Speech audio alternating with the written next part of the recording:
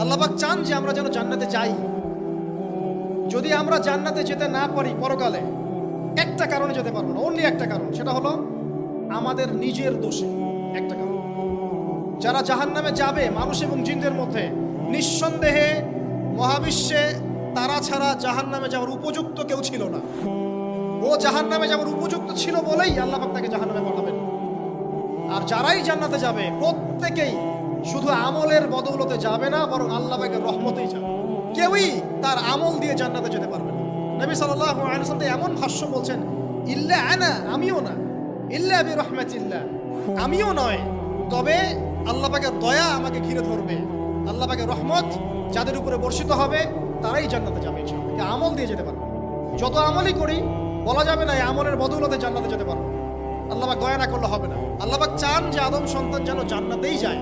এই কারণেই সৃষ্টি করা, এই কারণেই আপনার ওহীভিত্তিক গ্রন্থগুলো পাঠানো, এই কারণে নবী রাসূল পাঠানো, আলেম ওলামা সৃষ্টি করা, মানুষকে সতর্ক করা, হায়াত দেয়া, বারংবার জীবনে চলতে ফিরতে আপনাকে অ্যালার্ম করা হয়, আল্লাহর পথে ফিরে আসেন, আল্লাহর পথে ফিরে আসেন।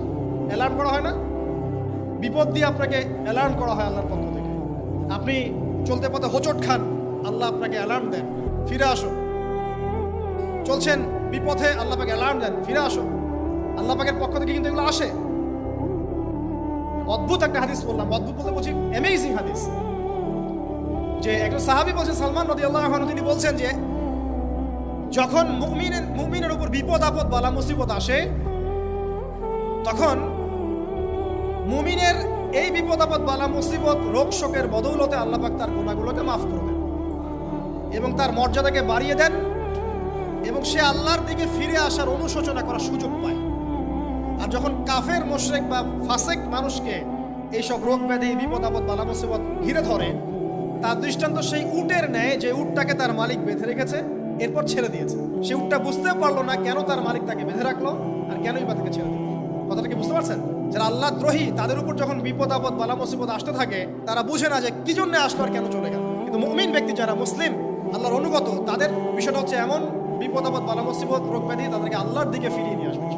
দেখুন, এই যে পৃথিবীতে নামিয়ে দেয়া, এরপর আল্লাহর পক্ষ থেকে ঐশী গ্রন্থগুলো পাঠানো, নবী রাসূল পাঠানো, আলেম ওলামা পাঠানো, আপনাকে হায়াত দেয়া, আপনাকে রিজিক দেয়া, এই শ্বাস নেওয়ার ক্ষমতা দেয়া, আপনাকে জ্ঞান বুদ্ধি দেয়া, বিবেক দেয়া, তিন বেলার খাবার, পোশাক, স্ত্রী সন্তান, কি দেয়নি আল্লাহ রাব্বুল আলামিন। এই যে সমস্ত নিয়ামতগুলো দেয়া, এগুলোর একটা উদ্দেশ্য, আপনি আমি যেন এটাকে উপলব্ধি করি যেগুলো আল্লাহর পক্ষ থেকে আসছে এবং আল্লাহর দিকে আমরা অভিমুখী হই, এছাড়া কোনো উদ্দেশ্য নেই।